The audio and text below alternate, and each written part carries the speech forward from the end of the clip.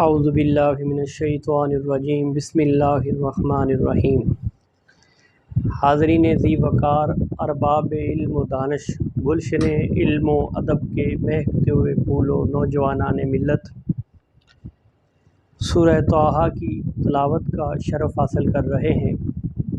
دعا ہے خالق کائنات سے کہ اللہ ہمیں قرآن کا ذوق اور قرآن کا شوق نصیب فرمائے اور قرآن مجید فرقان حمید کو سمجھنے، سمجھ کر پڑھنے اور پھر اس پر عمل کرنے کی توفیق عطا فرمائے۔ ناظرین کرام، آج کے اس پرفتن دور میں بے شمار مشکلات اور مسائل کا ہمیں سامنا ہے۔ عدم استحکام پایا جا رہا ہے۔ معاشی طور پر ملک پاکستان جو ہے وہ بہت کمزور ہو چکا ہے اور غریب عوام جو ہے ان کا کوئی پرسال حال نہیں ہے۔ ان طرح کے حالات کا میں اکثر کہا کرتا ہوں، ہمیں اجتماعی توبہ کی ضرورت ہے۔ ہم اجتماعی طور پر توبہ کریں اور اللہ تعالیٰ سے معافی مانگیں۔ اللہ ہم سے روٹھ چکا ہے، ناراض ہو چکا ہے۔ جب اللہ ناراض ہوتے ہیں پھر اس طرح کے حالات بدلتے ہیں، اس طرح کے حالات پیدا ہوتے ہیں اور معاشی عدم استحکام پیدا ہوتا ہے، عدم امن پیدا ہوتا ہے، اور آج ان چیزوں کا ہمارے ہاں یہ چیزیں ہمارے ہاں پائی جا رہی ہیں۔ سامعین محترم، یہ ساری چیزیں اس وجہ سے بھی ہیں کہ آج ہم قرآن مجید فرقان حمید سے دور ہیں۔ قرآن مجید ہمارے لیے ہدایت تھا، قرآن مجید ہمارے لیے رہنمائی کے لیے کافی تھا، اور اگر قرآن مجید کو ہم پڑھتے، سمجھتے اور اس پر چلتے تو میں سمجھتا ہوں دور حاضر میں ہم مشکلات سے دوچار نہ ہوتے۔ ناظرین کرام، آج دیندار طبقہ تو ویسے ہی کوشش ہی نہیں کرتا کہ جو اصل ان کا مقصد اور مشن تھا اس پر قوم کو لے کر آئے۔ آج گلگت کے کیا حالات ہیں؟ گلگت میں بھی اس طرح کے حالات ہیں کہ وہاں نیٹ بند کر دیا گیا ہے، موبائل سروس بند کر دی گئی ہے اور فوج تعینات کر دی گئی ہے۔ دین کے نام پہ لڑ رہے ہیں، دین کے نام پر الجھ رہے ہیں، اور دین کے نام پر الجھ کر، دین کے نام پر لڑ کر نقصان کس کو پہنچا رہے ہیں؟ میں سمجھتا ہوں یہ کوئی اسلام کی خدمت ہم نہیں کر رہے، یہ اسلام کی خدمت بھی نہیں ہے، اور یہ ہمارے لیے دین کی خدمت جو ہم سمجھتے ہیں کہ یہ ہمارے لیے کوئی سعادت کی بات ہے یا کوئی بڑا کام کر رہے ہیں، بڑا کام بھی نہیں ہے۔ ناظرین کرام، یہ جو عدم امن جو پایا جا رہا ہے، وہاں قوم کو صحیح مسائل جو تھے نا، جو صحیح دین کا علم تھا، جو قوم کے لیے ضروری تھی، میں اپنے علماء کرام سے، مفتیان دین سے، مشائخ عظام سے، حفاظ کرام سے، قرۂ عظام سے بھی مؤدبانہ گزارش کیا کرتا ہوں۔ آپ دین کے وارث ہیں، آپ ماڈل ہیں، آپ نمونہ ہیں، اور آپ پر قوم کو امیدیں وابستہ ہیں، تو آپ کے ذمے یہ پابندی ہے، آپ کے ذمے یہ ذمہ داری عائد ہوتی ہے کہ آپ فروئی مسائل کو ایک سائڈ پر کر دیں، اور جو ایک اجتماعی چیز ہے، اور جو ایک اجتماعی معاملہ ہے، اور یہ جو ایک اجتماعی مسئلہ ہے، اس پر قوم کی توجہ مرکوز کروائیں۔ وہ اجتماعی مسئلہ ہے، قرآن مجید ہم پڑھتے ہیں روزانہ، کوشش کرتے ہیں کہ اس کی مختصر تفسیر کی جائے، آسان لفظوں میں اس کا ترجمہ آپ کی سماعتوں کی نظر کیا جائے، اور کوشش یہ بھی ہوتی ہے کہ ہم فرقہ واریت سے ہٹ کر انفرادی طور پر بھی اور اجتماعی طور پر بھی کچھ ایسے باتیں کریں، کچھ ایسی باتیں آپ حضرات کی سماعتوں کی نظر کریں جو ہدایت کے لیے ہوں، ہمارے لیے ضروری ہوں، اور جن کو پا کر یا جن پر عمل کر کے ہم ایک مسلمان قوم بن سکیں اور دین کا کام کر سکیں، اور شرک کے جراثیم جو ہیں جو ہمارے اندر رچے بسے ہیں اس کو ہم دھو سکیں۔ ناظرین کرام، دین کے نام پر، دین کا نام لے کر بے دینی پھیلائی گئی، قرآن پڑھ کر قرآن کا اپنی مرضی کا ترجمہ اور مفہوم کر کے شرک پھیلایا گیا۔ یہ کوئی ڈھکی چھپی بات تو ہے نہیں، یہ بات تو عیاں ہے، اور یہ ایسے ہی ہے کہ دین کا نام لے کر گمراہی کے اڈے قائم کیے گئے۔ کیمسٹری پہ ریسرچ کر لیتے، باٹنی پہ کر لیتے، فزکس پہ کر لیتے، کسی اور سبجیکٹ کو دیکھتے، طب پہ ریسرچ کر لیتے۔ ایک ریسرچ کے لیے، آپ کے لیے، بحث کے لیے، اور ایک آپ کے جھگڑے کے لیے قرآن ہی بچا تھا، اس پہ قوم جھگڑ رہی ہے۔ ناظرین کرام، یہ قرآن کوئی مبہم چیز تو ہے نہیں۔ اللہ نے خود کہا کہ میں نے تو آسان کر دیا ہے، کوئی ہے سمجھنے والا؟ تو سمجھنے والا جو تھا، اس کو جو سمجھنا تھا، میں سمجھتا ہوں اس سے بھی بہت آگے چلا گیا۔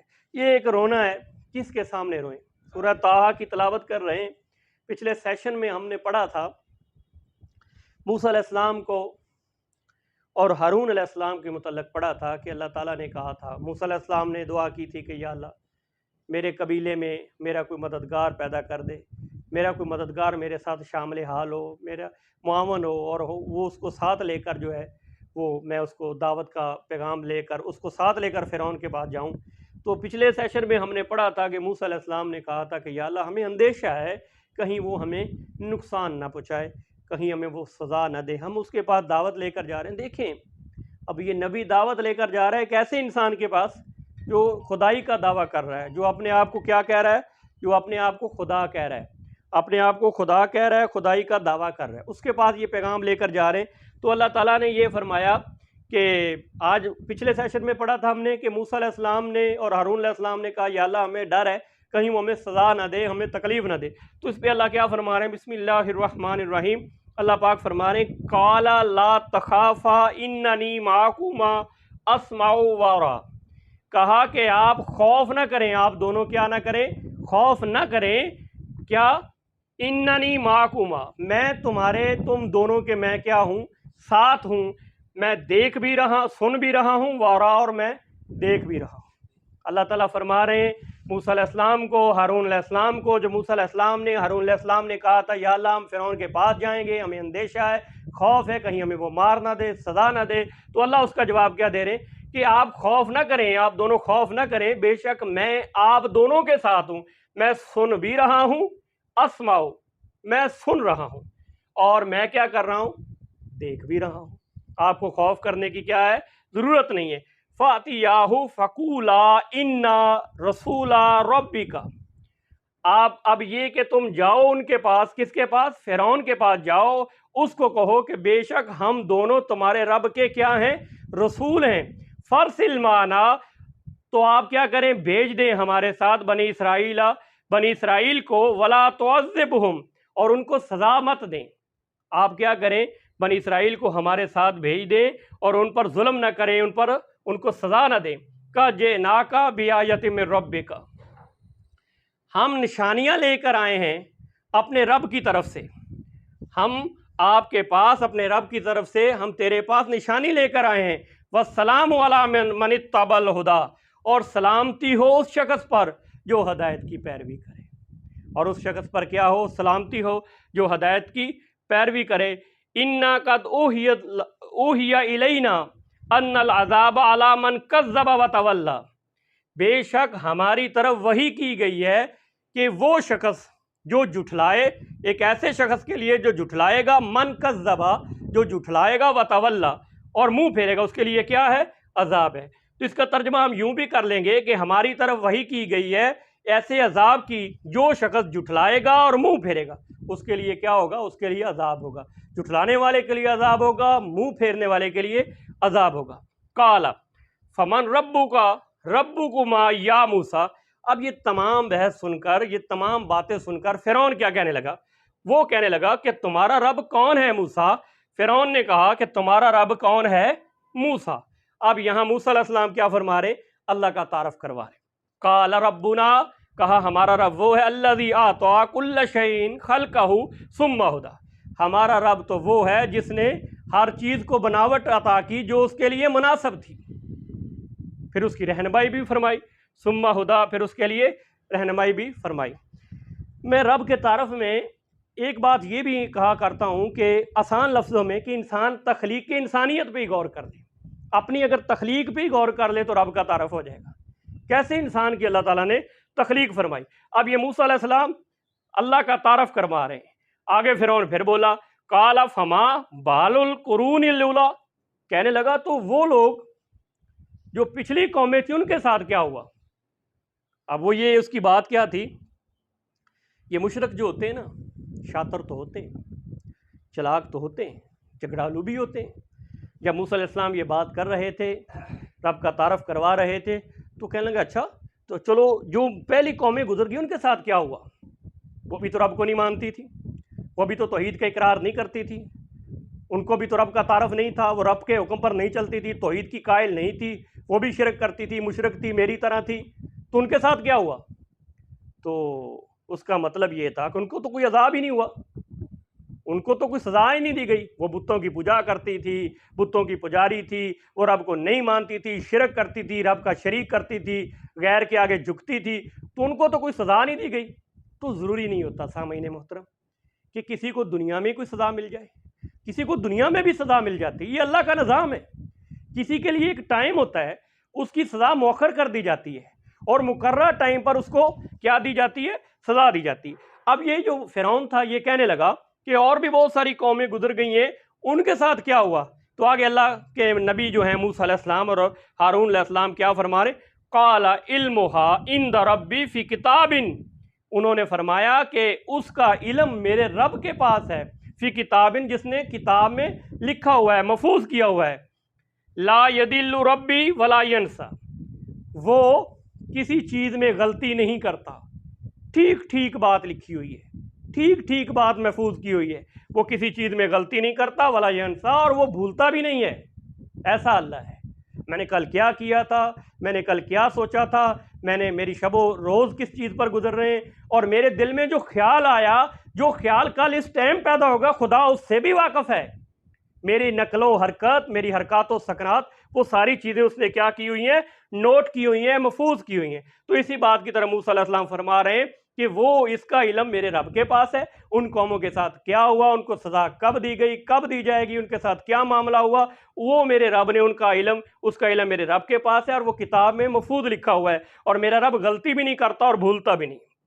آگے میرا موسیٰ علیہ السلام تعارف فرما رہے ہیں، الذی جعل لکم الارض مہدا، وہ اللہ جس نے پیدا کیا، جس نے بنایا زمین کو بچھونا، جس نے زمین کو فرش بنایا، وَسَلَكَ لَكُمْ فِيهَا سُبُلًا، جس نے زمین کو فرش بنایا اور اس میں راستے بنائے، وَأَنزَلَ مِنَ السَّمَاءِ مَاءً، اور اس آسمان سے کیا برسایا؟ پانی برسایا، فَأَخْرَجْنَا بِهِ أَزْوَاجًا مِّن نَبَاتٍ شَتَّىٰ، اور طرح طرح کی نباتات اس سے اگائی، طرح طرح کی اس سے کیا اگائی؟ نباتات نکالی اس سے، کلو، تاکہ تم کھا سکو، وَرْعَوْا أَنَامَكُمْ، اور تمہارے جانور بھی چارہ کیا کر سکے؟ کھا سکے، اور تمہارے جانور بھی کھا سکیں۔ اِنَّ فِي ذَلِكَ لَآيَاتٍ لِأُولِي، اور یہ جو ہے کیا ہے؟ اِنَّ فِي ذَلِكَ، یہ ہے لَآيَاتٍ لِأُولِي، یہ نُہَا جو ہے اس کا معنی ہوتا ہے عقل مند، دانا، سمجھدار۔ یہ سمجھداروں کے لیے کیا ہیں؟ نشانیاں ہیں۔ عقل مندوں کے لیے کیا ہیں؟ یہ اس میں نشانیاں ہیں۔ منہا خلقناکم وفیہا نعیدکم ومنہا نخرجکم تارۃ اخری، اسی نے ہم کو پیدا کیا، اسی نے ہم کو پیدا کیا، اور اسی کی طرف ہم لوٹ کر جائیں گے۔ کس کی طرف لوٹ کر جائیں گے؟ اب پہلی دفعہ ہمیں پیدا کیا، پھر ہم اسی زمین میں جائیں گے، ومنہا نخرجکم، اور دوسری دفعہ ہمیں اس سے ہی نکالا جائے گا۔ یہ ہے انسان۔ انسان کا سفر پہلا کون سا ہے؟ انسان کا دوسرا سفر کون سا ہے؟ انسان کا تیسرا سفر کون سا ہے؟ دنیا میں انسان کے سفر کیا ہیں؟ مرنے کے بعد سفر کیا ہیں؟ قبر میں جانے والا سفر کیسا ہے؟ قبر سے اٹھنے والا سفر کیسا ہے؟ اور قبر سے اٹھ کر پھر میدان معاشر میں جانے والا سفر کیسا ہے؟ پھر میدان معاشر سے سزا اور جزا کا سفر کیسا ہے؟ وہ سفر انسان غور کرے۔ انسان، میں اکثر کہا کرتا ہوں کہ اگر مر کے مر جانا ہوتا تو پھر تو معاملہ حل ہو گیا تھا، لیکن مر کے مر جانا تو نہیں ہے، مر کے زندہ ہونا ہے، ہم نے اللہ کے سامنے پیش ہونا ہے۔ پھر یہ جو ہمارے زندگی کے لمحات ہوں گے، یہ مال جو دیا ہوگا اس مال کے بارے میں، یہ جو جوانی ہوگی اس جوانی کے بارے میں، جو اختیار ہوگا اس اختیار کے بارے میں ہمیں جواب دینا ہوگا۔ ہماری باتیں جو ہیں وہ لکھی جا رہی ہیں، ہماری ایک ایک بات، ایک ایک لفظ، ایک ایک جملہ، ایک ایک نقطہ محفوظ کیا جا رہا ہے، اور یہ ہمیں اس کا جواب دینا پڑے گا۔ ہمیں اختیار دیا ہے تو اختیار کا استعمال اگر غلط کر رہے ہیں تو پوچھا جائے گا کہ تمہیں اختیار دیا تھا تو تم نے اختیار کا استعمال کس طرح کیا؟ حکمرانوں کے کانوں پہ تو جو تک نہیں رینگتی، مظلوم پس رہا ہے، ظالم دندنار ہے، بھوک سے افلاس سے لوگ مر رہے ہیں، خودکشیاں کر رہے ہیں، کسی کو پرواہ تک نہیں۔